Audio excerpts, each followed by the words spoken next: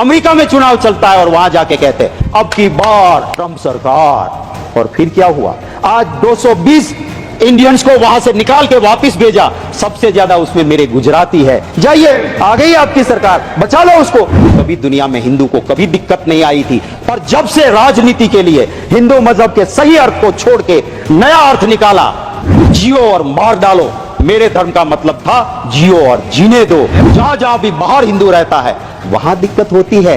लाल आंख दिखाओ ने जाके, जाओ पास के कंट्री में जहां पे मेरा मंदिर टूटता है, मेरे हिंदू पे अत्याचार होता है, जाइए 36 का सीना लेके, 56 का सीना लेके, बचा लीजिए उसको। गांधी जी खुद बैरिस्टर थे, सूट बूट पहनते थे और जिंदगी भर मौज कर सकते थे।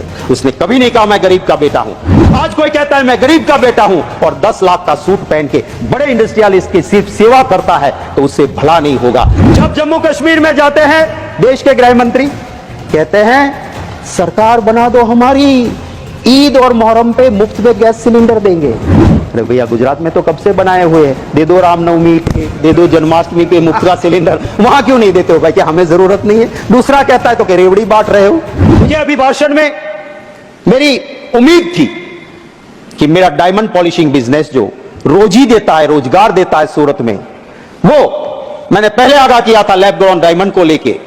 मोदी जी जाके अमेरिका जाके वो लैब ग्रोन डायमंड देके आए, तब से सूरत में मंदी है, लोग आत्महत्या करते हैं। उसको उगारने की कुछ तो बात होगी, नहीं हुई, उसका दुख है। वहां का टेक्सटाइल उद्योग सर ऑक्सीजन पे है, कोई बात अभिभाषण में नहीं हुई है। दुख होता है सर, जिसके मां बाप ने आजादी की लड़ाई में भाग लिया, हिस्सा लिया। इस सरकार को वो हुसैन भाई पसंद नहीं है, पर शेख हसीना पसंद है। इस बात को जब मैं देखता हूं तब मुझे दर्द होता है कि क्यों आप ये करते हो। हमारा संविधान कहता है विदेश नीति में भारत की सरकार कभी किसी दूसरे देश की नीति में कहीं भी चंचुपात नहीं करेगी, ये हमारी विदेश नीति कहती है। और हम क्या करते हैं? अमेरिका में चुनाव चलता है और वहां जाके कहते हैं अब की बार ट्रंप सरकार। और फिर क्या हुआ?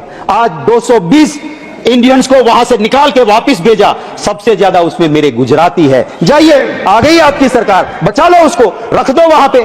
अरे मेरा हिंदू धर्म तो वो है सर कि चींटी काटती है ना हमें, उसे खाना जाके परोसो, वो मेरा हिंदू धर्म है, उसे मुझे फक्र है। मेरा हिंदू धर्म वो है, वो कहता है वसुधैव कुटुंबकम। मेरा हिंदू धर्म वो है, वो कहता है आत्मा अमर है। आज आत्मा अगर मरेगी तो किसी और के घर में पैदा होगी। और इसी वजह से पूरी दुनिया में जहां हिंदू गया, जैसे दूध में चीनी मिलती है, मिल गया। कभी दुनिया में हिंदू को कभी दिक्कत नहीं आई थी, पर जब से राजनीति के लिए हिंदू मजहब के सही अर्थ को छोड़ के नया अर्थ निकाला, जियो और मार डालो, मेरे धर्म का मतलब था जियो और जीने दो। जियो और मार दो आया, और उसके बाद जहां जहां भी बाहर हिंदू रहता है वहां दिक्कत होती है। लाल आंख दिखाओ ने जाके, जाओ पास के कंट्री में जहां पे मेरा मंदिर टूटता है, मेरे हिंदू पे अत्याचार होता है, जाइए 36 का सीना लेके, 56 का सीना लेके, बचा लीजिए उसको। आपकी राजनीति की वजह से वहां हिंदू दिक्कत में है, इसको समझना चाहिए। मैं आखिर मेरी मिनट बची है, उसमें एक बात जरूर कहूंगा सर, दिल से भावना होनी चाहिए। गांधी जी गरीब के बेटे नहीं थे, उसके पिता के पास हवेली थी, सबसे बड़े अफसर थे वो नवाब के जूनागढ़ के। गांधी जी खुद बैरिस्टर थे, सूट बूट पहनते थे और जिंदगी भर मौज कर सकते थे। उसने कभी नहीं कहा मैं गरीब का बेटा हूं, पर जब देखा कि मेरे देश की आजादी की जरूरत है तो सूट बूट छोड़ के धोती पहन के आ गए और आधी धोती पहन के इस देश को आजादी दिलाई। उसको गरीब का बेटा नहीं था। आज कोई कहता है मैं गरीब का बेटा हूं और 10 लाख का सूट पहन के बड़े इंडस्ट्रियलिस्ट की सिर्फ सेवा करता है, तो उससे भला नहीं होगा। कहां पैदा हुए वो जरूरी नहीं है, आपके मन की मंशा क्या है, देशवासी को उससे फर्क पड़ता है। और उसी की मैं उम्मीद जरूर करता हूं। कैसी कैसी बातें होती है सर, मैं आधे मिनट में पूरा कर दूंगा। मैं पूरा बोलिए सर, कैसी बात होती है जब जम्मू कश्मीर में जाते हैं, देश के गृह मंत्री कहते हैं सरकार बना दो हमारी, ईद और मुहर्रम पे मुफ्त में गैस सिलेंडर देंगे। अरे भैया, गुजरात में तो कब से बनाए हुए हैं, दे दो रामनवमी पे, दे दो जन्माष्टमी पे मुफ्त का सिलेंडर, वहां क्यों नहीं देते हो भाई? क्या हमें जरूरत नहीं है? दूसरा कहता है तो कि रेवड़ी बांट रहे हो। तो वोट के लिए आपको कुछ भी करेंगे। जम्मू कश्मीर में पहले कहा बाप बेटी ने बहुत लूटा, फिर बाप के साथ भी सरकार बनाई, बेटी के साथ भी बनाई, और जब देश में दिक्कत लगी चुनाव जीतने में तो बिना तलाक बोले तलाक भी कर दिया।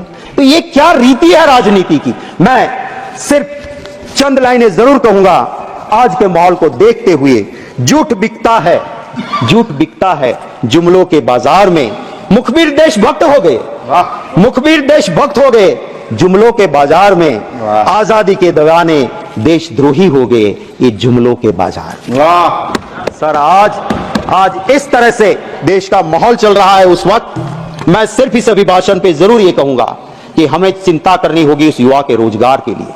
उसको रोजगार नहीं मिलेगा, देश में लॉ एंड ऑर्डर नहीं बचेगा। हमें चिंता करनी होगी महंगाई की, उस गरीब के पेट में अगर अन्न नहीं जाएगा, इस देश के लिए बड़े बड़े लोगों की बात हम उद्योगपति के विरोधी नहीं है। पर अगर मेरा ही सवाल था 24 दिसंबर को, और जब अहमदाबाद एयरपोर्ट सरकार के पास था, सर कोई भी इंटरनेशनल या डोमेस्टिक पे जाता था, सालों से 85 रुपया पैसेंजर यूजर्स चार्ज लगता था, सिर्फ 85 रुपीज।